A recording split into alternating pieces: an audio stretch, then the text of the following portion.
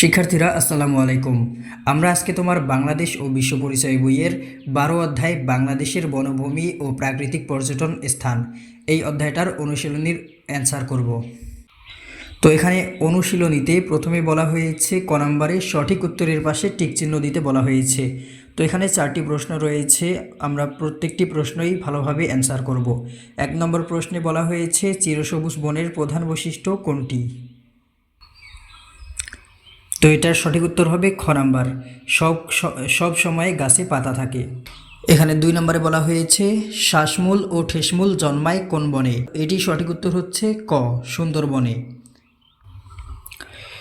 তারপরে 3 নম্বর প্রশ্নে বলা হয়েছে মিঠা পানির জলবন দেখতে তুমি কোথায় যাবে? এটি সঠিক উত্তর হবে ক সিলেট।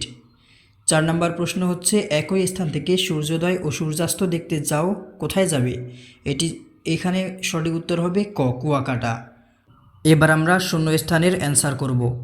1 নম্বরে বলা হয়েছে বনভূমি রক্ষায় গুরুত্বপূর্ণ ভূমিকা রাখে ড্যাশ।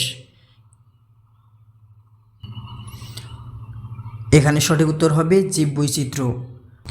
2 গাছপালা মাটির ড্যাশ রোধ করে, এটি সঠিক উত্তর হবে এখানে ক্ষয়ে, কী হবে ক্ষয়। 3 নম্বরে বলা হয়েছে পর্যটনের উন্নয়নের ফলে দেশের ড্যাশ উন্নয়ন হয়, এখানে ফাঁকা করে হবে অর্থনীতি, কী হবে অর্থনীতি। তারপর রয়েছে 4 নম্বরে পর্যটন শিল্পের প্রসার দেশের বহু লোকের ড্যাশ সৃষ্টি করে, এখানে ফাঁকা ঘরে হবে কর্মসংস্থান। এবার আমরা সংক্ষিপ্ত প্রশ্নের অ্যান্সার করব। তো সংক্ষিপ্ত প্রশ্নে এখানে 1, 2, 3, 4টি প্রশ্ন রয়েছে, আমরা এই 4টির ধারাবাহিকভাবে অ্যান্সার করব। তো এখানে সংক্ষিপ্ত প্রশ্নে 1 নম্বরে বলা হয়েছে ম্যানগ্রোভ বনের বৈশিষ্ট্য কী?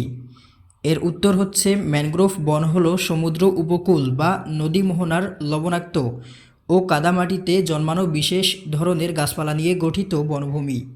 নির্দিষ্ট সময়ে পরপর এ ধরনের বন জোয়ারের পানিতে প্লাবিত হয়। এই কারণে ম্যানগ্রোভ বনের উদ্ভিদের মাঝে অভিযোজন হিসেবে শ্বাসমূল, ঠেসমূল ও জরায়ু অঙ্কুরোদ্গম দেখা যায়। 2 নম্বর প্রশ্নে বলা হয়েছে ক্রান্তীয় চিরসবুজ বন ও পাতাঝরা বনের মধ্যে পার্থক্য কী? এর উত্তর ক্রান্তীয় চিরসবুজ বনে সারা বছর গাছে পাতা থাকে, অন্যদিকে ক্রান্তীয় পাতাঝরা বনে শীতকালে গাছের পাতা ঝরে যায়। 3 নম্বর প্রশ্ন 3টি প্রাকৃতিক পর্যটন স্থানের নাম লেখো। এর উত্তর হচ্ছে 3টি প্রাকৃতিক পর্যটনের স্থান হলো 1 কক্সবাজার সমুদ্র সৈকত, 2 সিলেটের জাফলং এবং 3 বান্দরবানের নীলগিরি। 4 নম্বর প্রশ্ন প্রাকৃতিক পর্যটন স্থানের 3টি গুরুত্ব লেখো।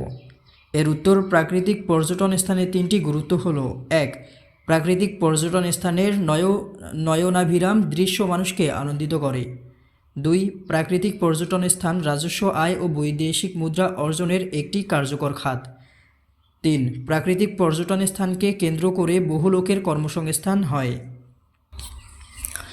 তো এই ছিল সংক্ষিপ্ত প্রশ্নের উত্তর। এবার আমরা ঘ নম্বর বর্ণনামূলক প্রশ্নের উত্তর করব। ঘ নম্বর বর্ণনামূলক 2টি প্রশ্ন রয়েছে, আমরা পরপর 2টিরই অ্যান্সার করব।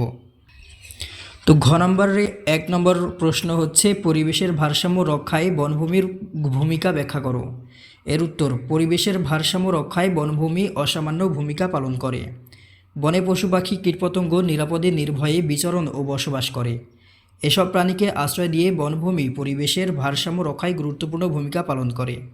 বনভূমি জীববৈচিত্র্য রক্ষা করেও পরিবেশের ভারসাম্য রক্ষা করে, কারণ জীববৈচিত্র্য নষ্ট হলে পরিবেশের ভারসাম্য নষ্ট হয়ে যায়। বনভূমি ঝড় জলোচ্ছ্বাসের মতো প্রাকৃতিক দুর্যোগ প্রতিরোধ করেও পরিবেশের ভারসাম্য রক্ষা করে। এছাড়াও বনভূমির মাটির ক্ষয়রোধ, পরিবেশের নির্মলতা রক্ষা ইত্যাদির মাধ্যমে পরিবেশের ভারসাম্য রক্ষায় ভূমিকা রাখে। এবার 2 নম্বর প্রশ্নের উত্তর। প্রশ্নটি প্রথমে পড়ে নেই, বাংলাদেশের প্রাকৃতিক পর্যটন স্থান সংরক্ষণে তুমি কিভাবে ভূমিকা রাখবে তা বর্ণনা করো। এর উত্তর বাংলাদেশের প্রাকৃতিক পর্যটন স্থান সংরক্ষণে আমি যেসব উপায়ে ভূমিকা রাখব তা হলো আমাদের দেশের প্রাকৃতিক পর্যটন স্থানগুলোতে অনেক অপরিকল্পিত স্থাপনা নির্মাণ করে সৌন্দর্য নষ্ট করা হয়। এ ধরনের স্থাপনা নির্মাণ যাতে বন্ধ করা হয় সেজন্য সংশ্লিষ্ট কর্তৃপক্ষের কাছে আবেদন জানাবো।